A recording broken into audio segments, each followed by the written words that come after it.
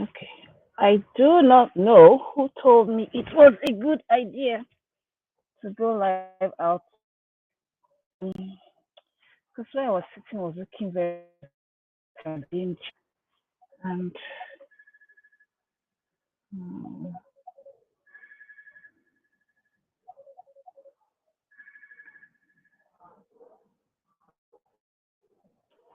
okay, right. So I have a seat. So let's chat. Let's have a chat.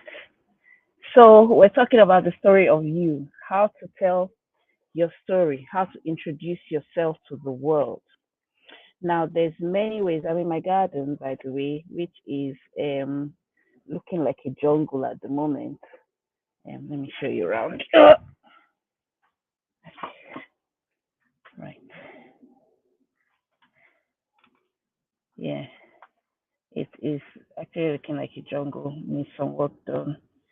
You know, the thing about having a big garden is that you think, oh, today I'm like, oh, I want to have a greenhouse, and then after you're like, oh, I want to have a shed, and then after that, oh, I want to put this up here or a barbecue or something, and then so there's some half finished projects here. But anyway, so welcome to the writers' room. Today is the 15th of August. My name is Eme Bassi, and I am the one taking you through different ways that you can tell the story, tell your story so that you can get the attention that you deserve, become the storyteller that your business needs, get seen, get heard, get paid online. And today I am going to tell you how to tell the story of, tell your own story, tell the story of you. And if you're a speaker, this would be helpful to you. But aside from being a speaker, if in any way you're building a personal brand, you need to be able to tell your story not by repeating yourself, by telling the same story over and over again, but you want to be able to let your tell your brand story, your personal story, the story of you, the person behind the brand. And this is what I want to share with you today. I do have uh, I do have an ebook which I where I talk about those stories, five of them. Today I will be sharing one, possibly two of the tactics, and then of course you can grab the rest in the ebook. But I will be sharing today, and I will also share next week. So let's go straight into it. So now there's different ways to tell your story. One of the most common ones is called the origin story. So, um, while I am a multi-passionate person and I do lots of things, or I have over the years, my years done lots of things for people. One of the thing that I do, the thing that I have focused my energy on really is I write emails for e-commerce businesses. So if you have an e-commerce business, you can always have a chat with me to do an audit. But that's my focus. That's my niche. I write emails for e-commerce, and in those emails we write different. We do different things. We do, obviously your weekly emails, and of course you also do your automations, so different flows like your welcome emails. So in the welcome emails, and I'm telling you this because one of the first things or one of the things that you would do if you were writing your welcome emails, one of the emails or maybe a series of emails would be about your origin story. So this is a common story you've probably heard people talk about. It basically you're telling the story of who you are, um, you know, where you came from, basically. That's what your origin story is. Where you were before, like your before and then your after and then here I am kind of story. So it's like me, for instance, I started as a I started business in when I was living in Nigeria, I've been in the UK for almost 20 years, about 20 years now. And when I first came, I thought I would just work in corporate, but I didn't. So the first thing that I did that made sense, without making the story too long, first thing I did that made sense was I started teaching cake decorating. So I learned how to decorate cakes, and then I started teaching. So I was teaching privately in my own little cake school, and then later I went on to teach in my local adult college. So that was my origin. But somewhere in the middle of all that, about 2012, because I started teaching cakes probably about 2009. So about 2012, I decided to write a blog. In fact, I'll tell you the truth. In about 2012, yes, I thought I'd start a blog, and I read a book, which kind of the book was called Platform, and it was by this a guy called Michael Hyatt. So I read this book, and the book really, it really spoke to me, and it kind of talked about things in a way that I'd never heard of before, and really struck me. I mean, at that time, I remember it was November of 2011 or November of 2012 when shortly after the book came out, anyway, and it was just like eye opening. A lot of the things that we know today that are commonplace today were not common to us then. So I decided to start a blog. So I was still teaching cake decorating, but one of the things that really used to bug me back then was I wanted to help cake decorators um, sell their cakes. So learn how to sell their cakes. Every time I had a class, people would always ask me, how do I price my cakes? How do I price my cakes? So I started reading about psychology of selling and marketing and that kind of thing. So I was like, okay, I would like to start a blog where I am sharing, I'm interviewing other cake decorators who are making money and basically teach people how to sell their cakes or have a cake business, start a cake business. So that is how I got into the world of blogging.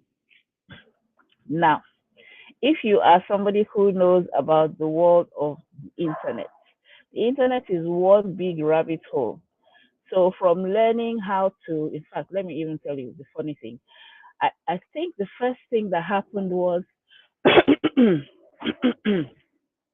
first thing that happened, or how I even started this, was I said to myself, oh, I would like to be able to interview um cake decorators that are, like celebrity cake decorators online. How can I do a side by side video? I mean, which is so funny now because the thing I'm using to send this broadcast, I can do a side by side video, like, but by then it was like one this very technical thing. So I had to Google it. Now you can do a side by side video by in your Zoom or even, it's or in your Instagram. Oh, but back then anyway, send it up. So I hope you're following my story. So anyway, so I Googled how to do a side by side video. So from Googling how to do a side by side video, I came across Michael Hyatt, who had a blog where he had made a tutorial on how to do a side by side video. I think then you would use Ecamm then, and Skype or something. It was some kind of convoluted thing. So from landing on Michael Hyatt's website, I now discovered his book, bought his book, and read his book. And then I continued to follow Michael Hyatt for a long time. I followed him for a long time as a blogger until he kind of veered off in a different direction. And I was like, okay, no, I'm not following you. I'm not following you in that direction, but it's been nice knowing you. But I followed Michael Hyatt for several years. So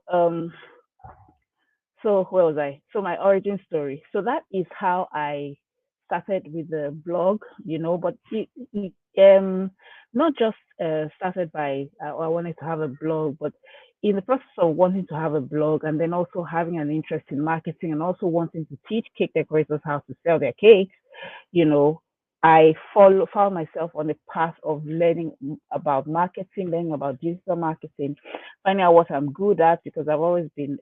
I had before then I had published a book. I think I forgot to mention that part. So I was kind of spreading my wings as a writer. So I discovered that, oh, there's something called copywriting. So somewhere, if you are in the marketing space, at some point you'll come across something called copywriting at one point or the other. It's something that you need, is a great skill to have, or it's something that you need to pay attention to at some point or the other in your business, or if you're doing any, or if you are saying or selling anything online, you need to have good copy because you need to be able to get attention and keep the attention and all that. So anyway, so that is my origin story. So all that long story to say, one of the kind of stories that you would tell are your origin story. Where were you before? And then what brought you to where you are now? What were the steps along the way?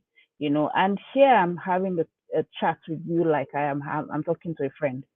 So here, I might not be very coherent, but if you take your time to write your origin story and then find also those points where there's some kind of emotional connection that can be made, or some connection points, because everything is all about connection points, and everything really is about letting people know, one, that you're authentic, and then also letting people see themselves in your story if possible. Not all the time, but if possible, let them see themselves in your story. Like um I mean, people use, there's a lot of people that do all those rags to riches story. Oh, I was homeless, I was sleeping in my car, and all those kinds of things. Those are great stories. If you have those stories, use them. I'm not knocking those stories. If you have those good, I was sleeping in my car stories, I was down to my last $7 or whatever. Those are stories that you can use if you can connect them to what you're doing now. In fact, anyway, let me not digress. So I had a very good origin story, which I'm still putting together. So I'm not going to say it yet because it was like really really powerful, and so I'm working on that story uh, for a client. So but if you have a good origin story where you can, it's actually, because the thing about it is, the thing is, most a lot of the time we have stories, but we don't even realize how powerful the stories that we have are. And this is, you know, it's sometimes you need to either spend some time with yourself or spend your time with someone like me to be able to pull out those stories and then discover that, okay, this is where this my passion was birthed. This is where this hunger or this anger or this whatever was born. This is what really got on my nerves. This was the turning point where I said, okay, I have to do something about it. So sometimes, because you are the one that the story is happening to, you do not realize that that there's a story there. Some people's stories are quite dramatic. Some people's stories might not be as dramatic, but then there's still a good story there if you dig into it. Human beings, we tend to live interesting lives. It's just that sometimes we don't know how to tell the stories of the life that we live. So having said that, um so yeah, I mean, like, for instance, now go back to my story, and I'm gonna keep it to 30 minutes today, which is 12 more minutes to go. So back to my story. Some of the things that I hardly ever talk about in my story is that somewhere in that um somewhere in the process of learning about blogging and all that kind of thing, I also had some challenges that I was having at home, which kind of served as like a catalyst, or like, something that was pushing me. I was listening to Alex Somozi yesterday or day before Sunday, and and he was talking about how sometimes when something that makes you very driven is something that you're running away from, and then something that makes you driven can also be something that you're running towards. So there's two forces at work, which kind of determines how driven you can be. It could be something you're running away from something, or some kind of that kind of thing. So anyway, so there were some things that happened in my life that made me quite driven, which I'll not go into here at this moment, but just to let you know that in every story there's the incidents, and then there's the emotional things about, like, this is there's the emotional journey. So if you look at your story like a journey, there is the physical journey. Oh, I stood up and I left this place and I walked to that place, and then I climbed this mountain and I swam this river, and that's the physical journey. But then the emotional journey, how did I feel before I left? How did I feel on the way? And then how did I feel when I got there? So, or, how did I feel when I had met obstacles, that kind of thing. So those are the things that make your stories connect. So that is one type of story. Now, I wish we were having a conversation, like where I'm talking and you are talking back. Then we could probably talk about your story instead of mine. And but if you think about your origin story, if there's this origin story of, like, why or how did you come to be doing this thing that you're doing. So if there's a product you have, or a service that you have, or a business that you have, or a service you provide, or a company that you run, or a company that you've joined, or something like that, your origin story is, how did you come to be here? How did you come to be here? And you'll find that you didn't just wake up and somebody just dropped you in there. So something happened, then something happened, and then some things came together, and that is how you came to be there. So there is that. Now, the other type of origin story, the second one I want to talk to you about, and you can find it in this. If you need the thing, just send me a DM. Send me a DM on LinkedIn, or email me at hello@emebasi.com, and I will send you the thing. Oh, sorry. Or this is silly. Or visit my visit my website. Okay, so I'm not very good at this. Visit my website, emebasi.com. If you go to emebasi.com, it's right there. I think it's, I don't know what it's called, five stories, something something. You see it. So you can see all five stories. So there's the origin story, there's second type of origin story, there's the manifesto, there's the future casting, there is the testimonials story, and I can't remember one other one. So there's those are the types of stories. So this other type of origin story, which is also a story about you, is really like a historical story about you. Now, this story, the second type of story, and I've talked about this before. You've probably seen it. Maybe, I don't know. I've talked about it before a couple of times, and I think I'll talk about it more times than I would normally. But this type of story is where you are talking about, where you talk about everything, where you were born, what school you went to, where you grew up, the your hobbies, um, your family, your job, your the things that you achieved along the way, that kind of thing. So, like for instance, now when I was young, I was or rather, I was born to parents. One of them is a professor of surgery, and the other is she was a educationist. What do they call them? She retired as director in the Ministry of Education. So they were both teachers, and when I was young, like pre 7 years old, we lived at some point we lived on the university campus. Now, living on the university campus it's kind of like it's almost like living in a. The only thing I can compare it to people who don't didn't live in Nigeria is like living on a military base, or like an estate kind of,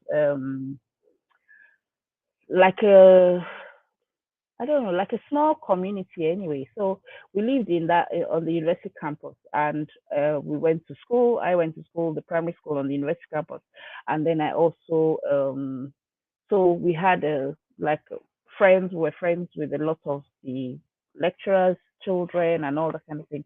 So we had this little community, of people, and we played together. So we rode bicycles, we roller skated, and at that time, so there's some things. So the point I'm making about telling that part of the story is that there's some people that have that, would have that in common with me. So the kind of childhood I had. So the kind of childhood where the favorite books I used to read, I love to read Enid Blyton books, and at that time, the famous five and the secret seven, and then, but my favorite was the Magic Wishing Chair. I loved that book. The book would really just transport me into, the bottom of the garden, the bottom of the garden, and the fairies at the bottom of the garden, and those kind of things. So anyway, but basically, when you tell those kind of stories, and I'm making a point here, when you tell those kind of stories, um,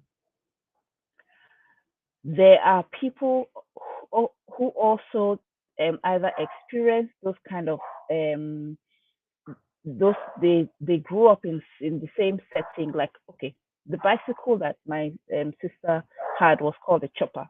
Mine was called a universal, where I could ride without my hands. I could ride with no hands. I love to roller skate. We used to fight as children. We were very.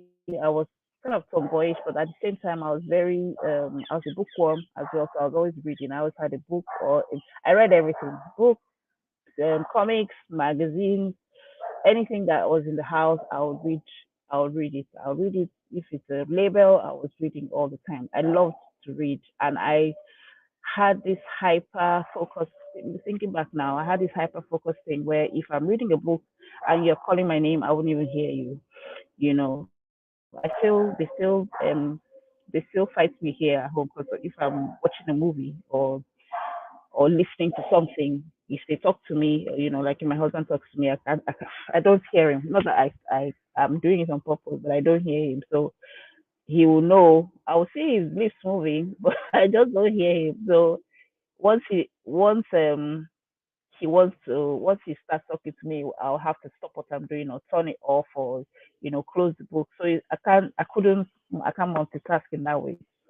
So basically, the point of all this is that when you tell those kind of stories, you give people um ways to connect with you.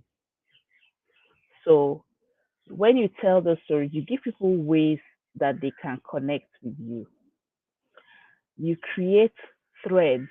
You create kind of like threads, kind of like timelines. Like for instance, now if I say, like when I was talking about how I started business in 2012, and how by then it was only Twitter and Facebook, Instagram was just coming up. So there were people that they also started exploring blogging around that time, and we probably had the same heroes or celebrities that we looked up to. We probably learned from the same set of people. So certain things, you just have those connection points where you have certain things in common with people by telling those stories.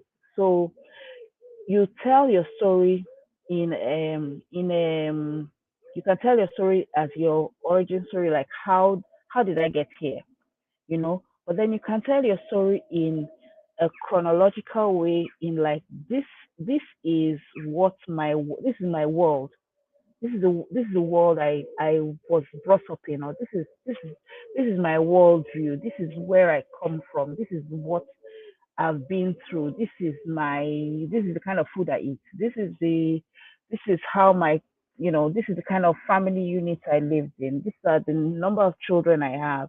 This is the kind of education I have. So maybe I went to I mean, college, university, or went to college, or I studied this and I dropped out. Like in my case, I was studying medicine, then I dropped out of medical school. Then I went back to school again. Then I went back into a different university. Then I studied. So my education was, the story was not straight. I ended up with a psychology degree, and everybody breathed a sigh of relief, because they thought, okay, this woman that had dropped out of medical school and said she wanted to be a photographer, at least now we have something that looks like a degree. So, few. But anyway, the point is everybody has a journey, and sometimes if you tell your story in that kind of chronological way, to say, oh, this is where I met my husband, this is, you know this is, I have a blended family, for one thing, you know I have two um two children. Well, two children, they're not children, they're old ones, but I have two children. My husband has two children, and then together both of us have two children. So we have a family of six. So those kind of things give people ways to connect with you, because they would also say, me too, me too, me too. That's the long winded way of me saying, if you create me too moments by um, telling people your story, so that people, you know, have find connection points, things that you love that they also love, things that you hate that they also hate, things that you've been through that they've also been through, um like I was having a conversation with a client recently, and we've been working with them for um I think it's going 4 months now or so, and we just had a conversation, yes, a few days ago, last week or this week, not barely 2, 3 days ago, only to discover that he plays a musical instrument that I play. In fact, he plays two musical instruments, both of which I also play. So I didn't know that, he didn't know that. But it was like, oh wow, oh, you play this, instrument. Oh, you play the piano and the sax. Oh, and I play the piano and the sax. It was just so, it was uncanny, but it was like another, it was like oh, we have something in common kind of thing. So it just brings people that little bit closer. It gets you, it gives people that little bit more trust in you, makes people see you more as a person kind of thing. And yeah, those are the two kinds of stories. Now, how would you tell these stories? You could do what I'm doing, just sitting down, go live and chat, but of course, you could also use those stories on your website. You could use them in your emails, and you could definitely use them in your social media, because, yeah, and you don't have to say every bit of the story, but there's just some things that, as even when you go on social media, the people, when you just feel that connection with somebody because of something that the person says, maybe a joke that they made or something that they do, and you're like, oh, I do that as well, or I feel that way as well, or oh, I've been through that as well. So by telling your story authentically, honestly, and without what's the word, without having to try and be anything but yourself, you will find that you connect with people in a way that they know you, they like you, they trust you. So those are two different ways to tell your story, the story of you, you know. And of course, you can tell your story on your own terms. You can keep your privacy in the way you want to keep your privacy, and you want to and decide how you want the narrative to be. But it's your story, and it's worth telling. So that is me done for today. Um, yeah, that's me done for today. I will see you again, Writers Room Live next week. We shall talk more about stories that introduce you to the world. And I will tell you a few stories that tell you a couple of other kinds of stories that you can tell, but this time stories that you can use to sell. So it's not just you're not just here to entertain people. You're not just here to make friends, as they say. You're not just here to make friends or make people like you, or whatever. But you are also here to make your product or your service known to people, and therefore you want to be able to sell. And storytelling is a great way to sell. And I will be sharing some of those with you next week. So have a wonderful evening, and thank you for joining me. Have a wonderful evening. Bye.